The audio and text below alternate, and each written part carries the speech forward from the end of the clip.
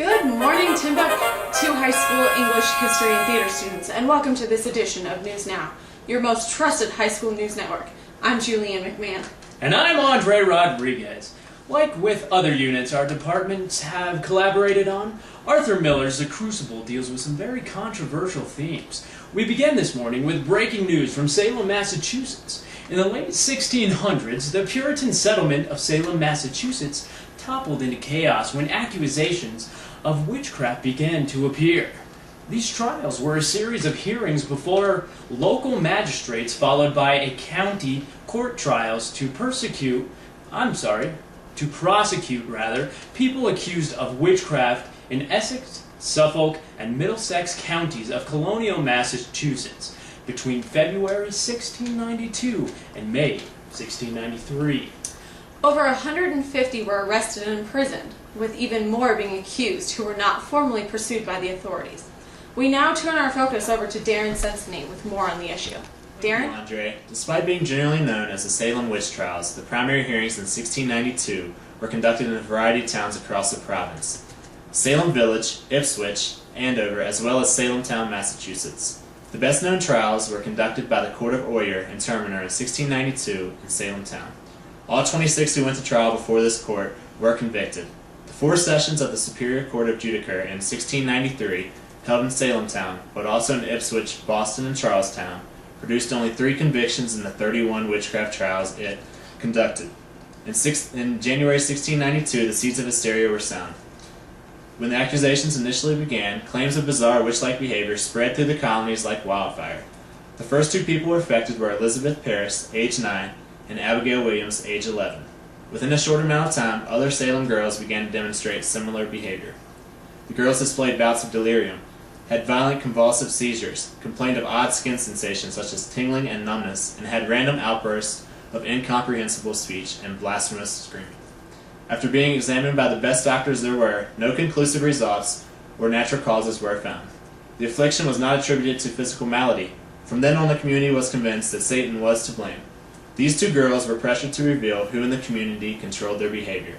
Thus began the finger-pointing in Salem, blaming 3 women for their afflictions. Tituba, a black slave in the Parris household, Sarah Good and Sarah Osborne, 2 women that were not in good standing in the community. All 3 were arrested. While Sarah Good and Sarah Osborne maintained their innocence, Tituba confessed that the devil had in fact appeared to her, sometimes as a hog or a great dog. What's more is that Tituba testified that there was a conspiracy of witches permeated and at work in Salem Village. In May 1692, Massachusetts Governor Sir William Phipps established 2 special courts, the Court of Oyer to hear the trials and Court of Terminer to decide guilt or innocence for the counties of Suffolk, Essex, and Middlesex. These courts are similar to the ones we have today in the sense that the trial should be fair, evidence introduced should be reliable, witnesses should be subject to cross-examination, defendants should have legal assistance and be allowed to testify on their own behalf, and judges should be unbiased. After his wife was accused in October of 1693, Governor Phipps officially ended the witchcraft trials and dissolved the courts of Oyer and Terminer. After reviewing the information and seeing in hindsight that the entire happenings of the witch trials were inaccurate, history tells us that hindsight is in fact 20/20. Over to you, Darin. These courts had very specific tests they would perform when determining whether or not the accused was innocent or guilty. First was the body examination. Midwives would examine the body of the accused for black spots.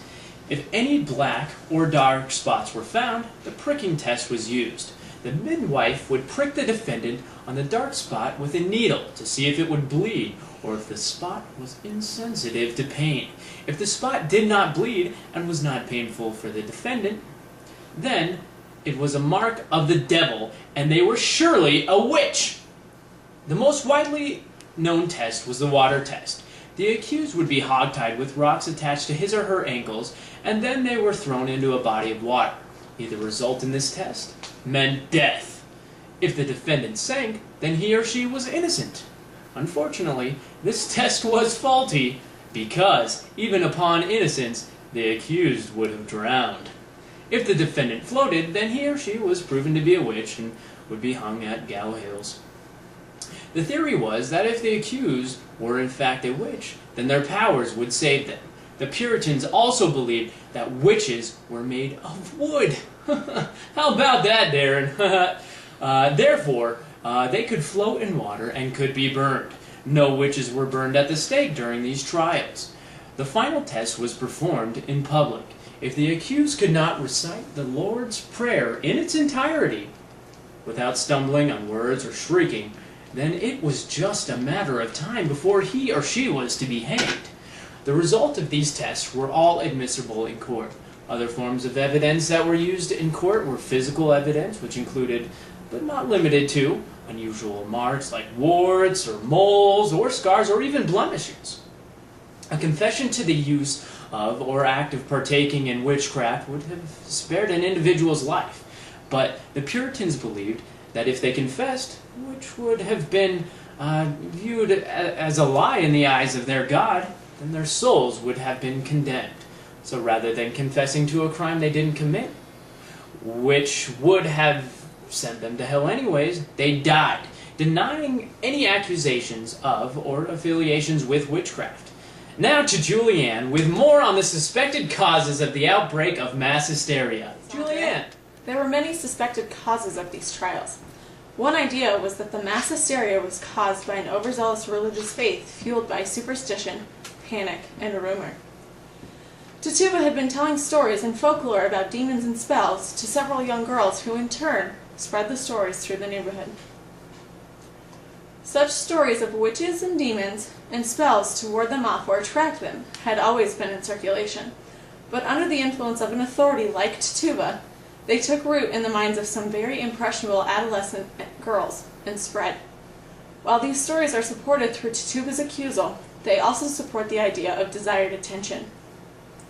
Many believed that the accusations began to fly because the young girls in the colonies desired the attention of the adults, and by finger-pointing about the use of and spread of witchcraft, they certainly got it. One would hate to think that boredom and self-entertainment of a few resulted in the mass chaos of the colony and the 25 deaths of innocent citizens. One of the more supported and realistic theories was that of ergot poisoning. Ergot is a fungus that grows on damp wheat and or barley. This affected a staple in the Puritans' diet by inadvertently poisoning their rye, wheat, grass, and grain products. The ergot fungus is a derivative of LSD. LSD is a hallucinogenic drug that causes the user to exhibit the same symptoms that were seen as witch-like behavior in Salem, 1692. These side effects give a much more rational explanation to the actions of the quote-unquote witches. During the trials, more than 150 quote-unquote witches were taken into custody. 20 of them were tried, convicted, and put to death. 19 were hanged at Gallows Hill, while one, Giles Corey, was crushed to death. 5 others died in jail awaiting trial. We will keep you informed as more information comes in. For now, I'm Andre Rodriguez. And I'm Darin Senseney with Julianne McMahon. Stay classy, Timbuktu.